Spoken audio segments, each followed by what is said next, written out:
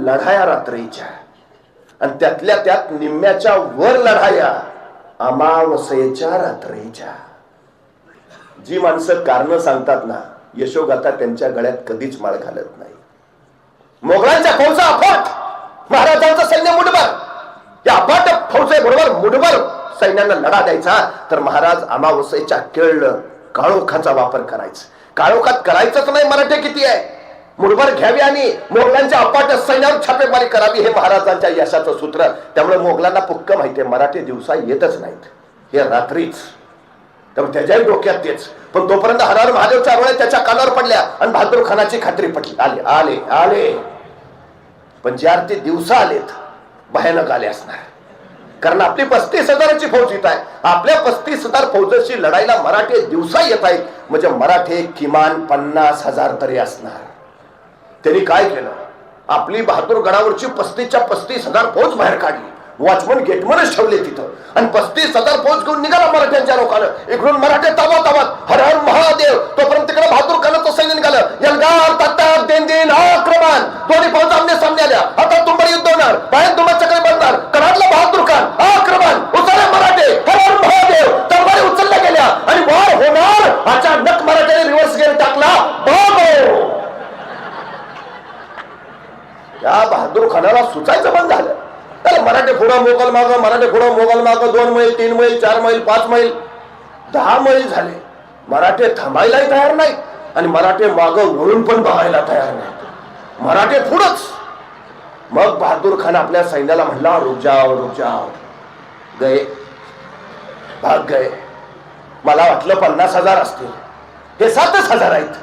आपली 35,000ची फौज बघूनच मराठे पळून गेले. आता नाही यायचे परत, चलो वापस.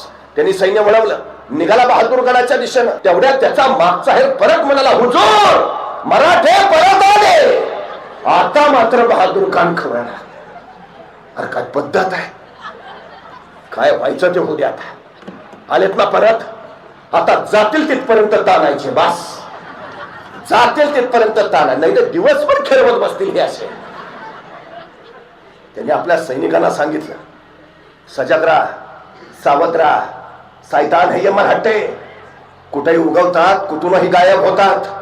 पोटात काही नसलं तरी पाठीचे कणे ताट ठेवतात. दुश्मन संपवतात आणि मग पुढे आत येतात. सजग राहा. निघाला तावा तावात, काय व्हायचं ते होऊ द्या. आता जातील तिथपर्यंत ताणायची. मराठ्यांनी ठरवलं, 2 वेळा हुलकावणी दिली, आता घुसून कापू. दोन्ही फौजा परत आमने सामने आल्या. उसळला बहादूर खान आक्रमण. मराठे चेतावले, हर हर महादेव. तलवारी उचलल्या गेल्या, वार होणार. मराठ्यांनी पुन्हा रिव्हर्स गेअर टाकला. पण आता ठरलं होतं बहादूर खानाचं, जातील तिथपर्यंत ताणायची. मराठे पुढं मोगल मागा, मराठे पुढं मोगल मागा. 5 मैल 10 मैल 15 मैल 20 मैल नगर आलं. बहादूर खान मागच. बघता बघता मराठ्यांनी नगर सोडलं, शिरूर गाठलं. बहादूर खान मागच. बहादूर खान शिरूरला पोहोचला. बहादूर खान जसा शिरूरला पोहोचला, त्याचा एक सरदार म्हटला, हुजूर गए मराठे, अब लौट चल. तू गप, तू गप. काय व्हायचं ते होऊ दे. मराठ्याने आपल्याला इकडून इकडं पळवत नेलं आणि 2,000 मराठ्यांनी तिकडं काम तमाम केलं. या खुदा कैसे है ये मराठे. मला सांगा, शत्रू किती? 35,000. महाराजांचं सैन्य 9,000. मग महाराज असं म्हणले का हो, त्यांचे 35,000 आहेत, आपले 9,000 आहेत, डिपॉझिट पण राहणार नाही, कशाला अर्ज भरा. माघार घेतली, परत फिरले, जरा ताकद गोळा करून मग अर्ज भरू. नाही हो, जे आहे त्याच्या बळावर. महाराजांचं काय सूत्र आहे, सगळ्याच लढाया तलवारीच्या जोरावर जिंकता येत नाहीत. बऱ्याच लढाया बुद्धीच्या बळावरच जिंकता येतात. तुमच्यात सामर्थ्य किती आहे काही महत्वाचं नाही, तुमची बुद्धी कशी चालते हे फार महत्वाचं आहे. महाराजांनी ते केलं. 35,000 त्यांचं सैन्य, 9,000 महाराजांचं. मग महाराजांनी विचारलं, आपले वाढवता येत आहेत का? नाही महाराज, आपले वाढवूच शकत नाही. संपले ना पर्याय महाराजांचे. कसं काय आता 35,000 सैन्याबरोबर लढायचं? मग नाही, महाराजांनी पर्याय निर्माण केला. काय? आपले वाढवता येत नाही ना, ठीक आहे, त्याचे कमी करा. काय पर्याय काढला? आपलं वाढवता येत नाही ना, ठीक आहे त्याचे कमी करा. केले ना कमी, 35च्या 35 बाहेर काढले, तिथं 2000 पण राहिले नाहीत, कमीच केले. पर्याय पर्याय तयार करा. आमची पोरं काय काय करू, दारच बंद आहे. यशाचे 4 नियम आहेत. सांगा म्हणजे कळेल, मागा म्हणजे मिळेल, शोधा म्हणजे सापडेल, आणि ठोठवा म्हणजे उघडेल. हे 4 गोष्टी ज्याला जमतात तो यशस्वी होतो.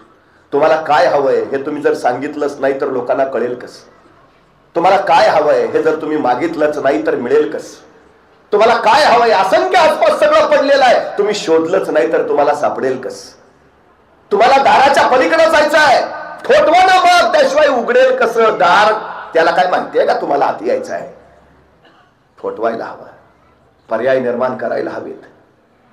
तो नियंता ज्यावेळी आपलं एक दार बंद करतो त्याच वेळी आपल्यासाठी 10 दारं उघडी करून ठेवतो. आम्ही एकाच दारावर धडका मारत बसतो. जात होता 100 टन आधी, काय झालंय कळच ना. तू एकाच दारावर धडका मारतोय, शोध ना दुसरा पर्याय काहीतरी. आम्ही पर्याय नाही शोधत, महाराजांनी ते केलं, पर्याय शोधले. महाराज सांगतायत आधीच थांबतोस कशाला? ध्येय गाठायचंय ना, झेपावत राहा. झेपावता येत नाही उड्या मारत जा, उड्या मारता येत नाही पळत जा, पळता येत नाही चालत जा, चालता येत नाही रांगत जा, रांगता येत नाही घसरत जा, घसरता येत नाही घरंगळत जा, घरंगळता येत नाही अरे सरपटत जा, पण जा. जोपर्यंत पोहोचत नाहीस तोपर्यंत पुढे जात राहा. पुढे यश स्वागताला उभा असतं. महाराजांचं नियोजन फक्त 1 कोटी मिळवण्या इतपत नाही. महाराजांनी पुढचा विचार करून ठेवलाय. 1 कोटी पळवल्यावर हा बहादूर खान गप्पा नाही बसणार. तो नगरचं सैन्य गोळा करेल, नाशिकचं सैन्य गोळा करेल, त्याचं स्वतःचं 35,000 लाखाभराची फौज उभा करेल आणि रायगडावर हल्ला चढवेल. लाखाची फौज घेऊन जर बहादूर खान रायगडावर चाल करून आला तर आपले फक्त 10,000 राजधानी राखावी कैसे? मग काही करून बहादूर खानाला थोपवलं पाहिजे. किमान आपलं सैन्य परत येईपर्यंत तरी थोपवलंच पाहिजे. आपलं सैन्य कधी परत येणार? पावसाळा संपल्यावर. पावसाळा कधी संपणार? 4 महिन्यानंतर. म्हणजे 4 महिने बहादूर खानाचं आक्रमण थोपवलंच पाहिजे. सुरू झालं महाराजांचं राजकारण. आणि महाराजांनी आपले वकील काझी हैदर त्यांना पाठवलं बहादूर गडावर बहादूर खानाची भेट घ्यायला. आता महाराजांचे वकील काझी हैदर आले, ते कळल्यावर बहादूर खान भेटच घेना. नको बाबा, ते बनवतात फार. 1 कोटी पळवले राहू, पण राजकीय संकेत असतो, घ्यावी भेट वकिलाची. नाहीला जाणं बहादूर खानानं काझी हैदरांची भेट घेतली. काय आहे? तसे काझी हैदर म्हणाले, आपल्यावर कोसळलेल्या दुःखाची आम्हास तीव्र जाणीव आहे. हे दिवसा ढवळ्या 1 कोटी जाणं साधी बात नव्हे. आपल्या अंतकरणाला किती वेदना झाल्या असतील आम्ही समजू शकतो. पण हुजूर, आमच्याकडनं चुकून घडलं होय. It's an accident. अपघात होता तो. आमच्या महाराजाला तुमच्या ताकदीचा अंदाजच नाही आला. आणि जेव्हा आला महाराजाला प्रचंड पश्चाताप झाला. 3 दिवस आतल्या चढताय तो. 2 दिवस जेवले नाहीत महाराज. शेवटी आज आम्हाला म्हणाले, काझी साहेब तुम्ही स्वतः बहादूर गडावर जा, बहादूर खान साहेबांना भेटा, त्यांना सांगा आम्ही त्यांना विना अट विना शर्त 10 किल्ले द्यायला तयार आहे. संभाजी महाराजांना त्यांच्याकडे सेवेला पाठवायला तयार आहे. आणि बहादूर खान साहेब सांगतील तेव्हा मी खुद्द जातीनं त्यांच्या सहकार्यासाठी यायला तयार आहे. बहादूर खानाने ऐकलं, 10 किल्ले संभाजी, मग आत्ताच चाव्या खाना आणल्या. संभाजी महाराज कधी येणार आहेत? मग महाराज कधी येतो म्हणले. काझी हैदरला कळलं मासा गळाला लागलाय.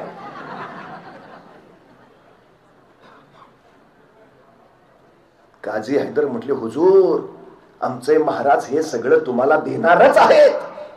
नव्हे दिलंच आहे म्हणून समजा. फक्त आमच्या महाराजांची एक छोटीशी अट आहे. म्हणे काय काय? नाही, हे जे आमचे महाराज सगळं तुम्हाला देणार आहेत, म्हणजे 10 किल्ले, संभाजी महाराजांनी येणं, त्यांनी स्वतः येणं, या सगळ्याला फक्त औरंगजेब बादशांची मान्यता हवी. एकदा बादशांचे मान्यतेचे शिक्क्याचे कागद आले, आमच्या महाराजांनी हे सगळे तुम्हाला दिले. बहादूर खान मला एवढंच ना, फक्त बादशाचे शिक्क्याचे कागदच पाहिजेत ना. दिले दिले दिले. त्याच्या काय डोक्यातच नाही आले. पण तो काय आत्ताचा काळ आहे का? काय पाहिजे? मान्यतेचे शिक्क्याचे कागद की बहादूर खानानं लगेच औरंगजेबाचा मोबाईल नंबर फिरवलाय, लावला फोन औरंगजेबाला. हा हा हा आलमपणा, हा आलेत वकील महाराजांचे. हो हो झाली चर्चा. हो हो हो नाही देतो म्हणताय 10 किल्ले. विनाट नाही विनाट 10 किल्ले. हो हो हो नाही संभाजी महाराजांनाही पाठवताय. हो हो हो नाही स्वतः येतो म्हणलेत महाराज. हो हो नाही फक्त तुमची मान्यता हवी. हा हा एकदा मान्यतेचे तुमचे शिक्क्याचे कागद आले की यांनी हे सगळे दिलेच म्हणून समजा. हो हो हो नाही फक्त शिक्क्याचे कागद पाहिजे. हो हो हा ईमेल करताय, व्हॉट्सअपला द्या ना पाठवून. नाही हो एवढा वेगवान काळ. मग काय करावं लागेल? काय हवंय? शिक्क्याचे कागद. हा निरोप घेऊन सांडणीस्वार महाराष्ट्रातून आग्र्यात जाणार. जायला लागणार 2 महिने. आग्र्यातून तो औरंगजेबाच्या मान्यतेचे शिक्क्याचे कागद घेणार आणि परत आग्र्यातून महाराष्ट्रात येणार. यायला लागणार 2 महिने. झाले किती? 4 महिने. आक्रमण किती काळ थोपवायचं आहे? 4 महिने. आता महाराज एवढं सगळं ऐकतं द्यायला तयार आहेत म्हणावर बहादूर खान 4 महिने निवांत. आणि या 4 महिन्यात महाराजांनी मात्र रायगडावर 80,000ची फौज गोळा करून ठेवली. आणि महाराज म्हटले ये आता कधी पण 4 महिन्यानंतर औरंगजेबाच्या मान्यतेचे शिक्क्याचे कागद बहादूरगडावर पोहोचले. जसे शिक्क्याचे कागद पोहोचले बहादूर खानानं तातडीने आपले 2 वकील लगेच रायगडावर पाठवून दिले. जा जा जा जा ते शिक्क्याचे कागद महाराजांना द्या आणि त्यांच्याकडनं ते 10 किल्ले संभाजी महाराज काय ते सगळं घेऊन या. वकील पोहोचले रायगडावर. महाराजांची भेटही घेतली. महाराजांनी विचारलं बोला काय काम काढलं?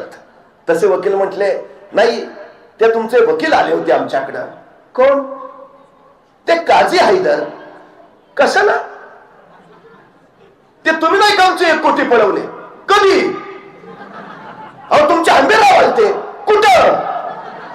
अहो तुमचे हंबीरराव आलते त्यांनी आमचे 1 कोटी पळवले. मग ते काझी हैदर आले. ते म्हणजे 10 किल्ले देतो संभाजी महाराजांना पाठवतो. धाड उठले महाराज. तुमच्या त्या बहादूर खानानं तलवारीचा साकुटला ते एक दिमाग दाखवला. त्यांचा पुत्र धडावा तुम्हाकडं. तुरंत चालते हा नाहीतर अपमान पावाल. मान खाली घालून गेले हो वकील. बहादूर खान वाटच बघत होता बहादूरगडावर. जसे वकील आले त्यांनी विचारलं क्या हुआ? वकील म्हटले पुन्हा फसवलं. सगळं कळवलंय औरंगजेबाला. महाराज एवढं देत आहेत. कागद आलेत औरंगजेबाचे. आता बिचारा बहादूर खान जे घडलं होतं ते सगळं औरंगजेबाला त्यांनी कळवलं. पत्राच्या शेवटी लिहिलं हुजूर त्या शिवाजी महाराजांनी आम्हाला परत फसवलं. त्याच्या या पत्राला औरंगजेबानं जे उत्तर पाठवलंय ते मी आमच्या पोरांच्या पाठ्यपुस्तकात छापायला पाहिजे. औरंगजेब बहादूर खानाला लिहितो तुम्ही माझे सरदार इथून प्रचंड बजमेत घेऊन जाता, अपाट खजाना नेता, बलाढ्य फौजा घेऊन जाता. तिथं त्या सह्याद्रीच्या दऱ्याखोऱ्यात त्या शिवाजी राजांबरोबर लुटूपुटूच्या लढाया खेळता आणि नंतर मला कळवता त्या शिवाजी राजाने आम्हाला फसवलं. अरे ते शिवाजी राजे तुम्हाला फसवतात तरी कसे आणि तुम्ही फसता तरी कसे? औरंगजेबाच्या याही प्रश्नाला बहादूर खानानं उत्तर पाठवलं. हुजूर आपण मला विचारलं ते शिवाजी महाराज आम्हाला कसे फसवतात आणि आम्ही कसे फसतो. हुजूर ते शिवाजी महाराज आग्र्यात सुद्धा आले होते. तुम्हाला कसं फसवलं? आम्हालाही तसंच फसवलं. काय बोलतो औरंगजेब?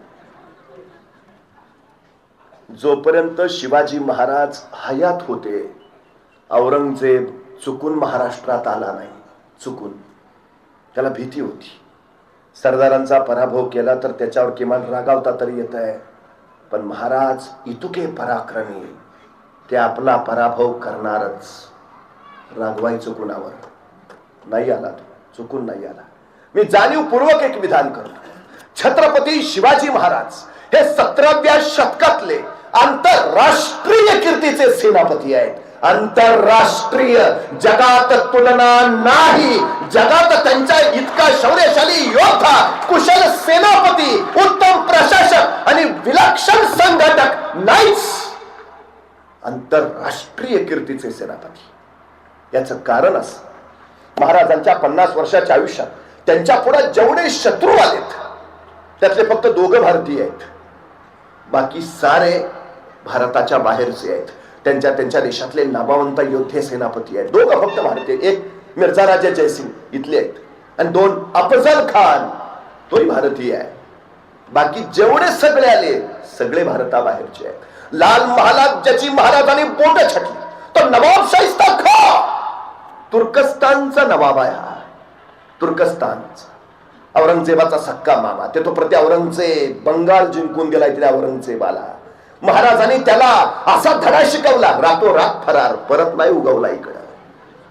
इथं मुंबई जवळ लोणावळ्याच्या उंबरखिंडीमध्ये शिवाजी महाराजांनी कारतालब खानाला कोंडून मारलं. हा कारतालब खान कुठला आहे माहिती आहे?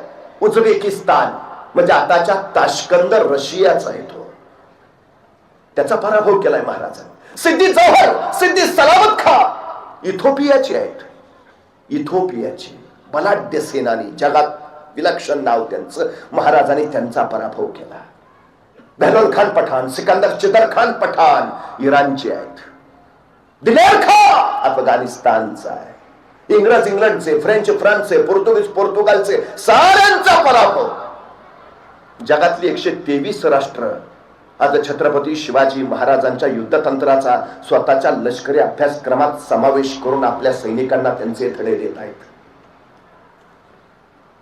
शिवाजी महाराजांच्या आग्र्याच्या प्रकरणातनं प्रेरणा घेऊन नेताजी सुभाषचंद्र बोस इंग्रजांच्या नजर कैदेतनं निसटले. महाराजांसारखंच त्यांनी देशांतर केलं आणि नेताजी देशांतर करते झाले. भारताबाहेर जाऊन त्यांनी आझाद हिंद फौजेची उभारणी केली आणि आझाद हिंद सैनिकांना देशाच्या स्वातंत्र्यासाठी त्यांनी एकच महामंत्र दिला. तो महामंत्र होता शिवराय, शिवराय आणि शिवराय. पिढ्यानपिढ्या हाच मंत्र प्रेरणा देईल. पिढ्यानपिढ्या हाच मंत्र मार्गदर्शन करेल. धन्यवाद.